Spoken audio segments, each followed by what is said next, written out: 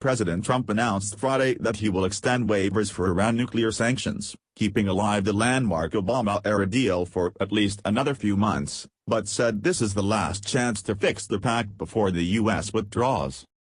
In a stern statement, Trump said he's waiving the sanctions to secure European allies' agreement to address the terrible flaws in the 2015 deal negotiated by his predecessor. Despite my strong inclination, I have not yet withdrawn the United States from the Iran nuclear deal. Instead, I have outlined two possible paths forward: either fix the deal's disastrous flaws, or the United States will withdraw, Trump said. This is a last chance, Trump warned. In the absence of such an agreement, the United States will not again waive sanctions in order to stay in the Iran nuclear deal.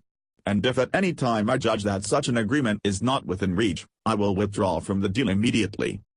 He added, "No one should doubt my word." White House officials said Friday that the waivers would be the last signed by the president.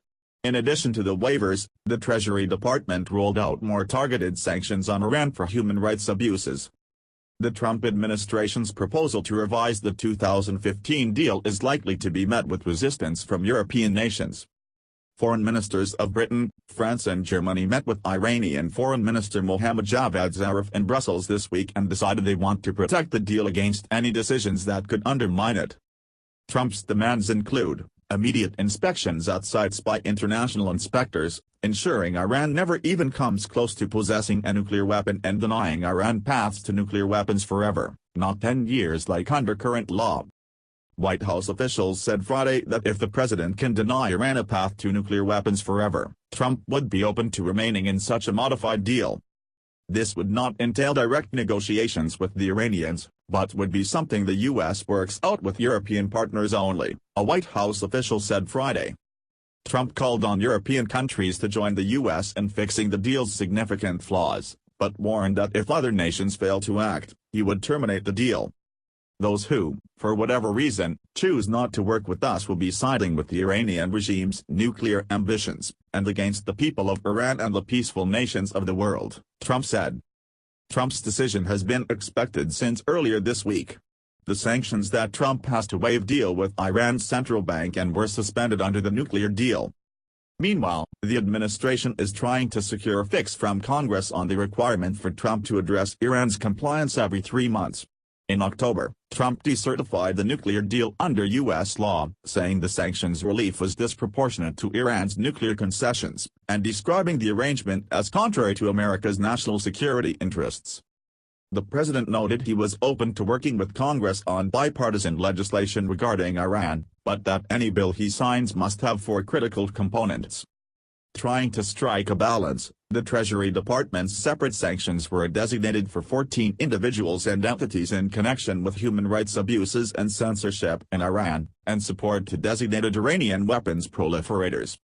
The United States will not stand by while the Iranian regime continues to engage in human rights abuses and injustice. We are targeting the Iranian regime, including the head of Iran's judiciary, for its appalling mistreatment of its citizens, including those imprisoned solely for exercising their right to freedom of peaceful assembly, and for censoring its own people as they stand up in protest against their government, Treasury Secretary Steven Mnuchin said in a statement Friday. Mnuchin said the Treasury will also target Iran's ballistic missile program and destabilizing activities, which he says Iran continues to prioritize over the economic well-being of the Iranian people. Protests have rocked the Islamic Republic in recent weeks, in a replay of the 2009 Green Movement, a social media-driven uprising that was quelled by the theocratic rulership. Iran's government has blasted the U.S., Saudi Arabia and the United Kingdom for supposedly instigating further protests, calling them enemies of Iran.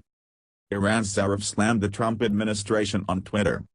Trump's policy in today's announcement amount to desperate attempts to undermine a solid multilateral agreement, maliciously violating its paras 26, 28 and 29.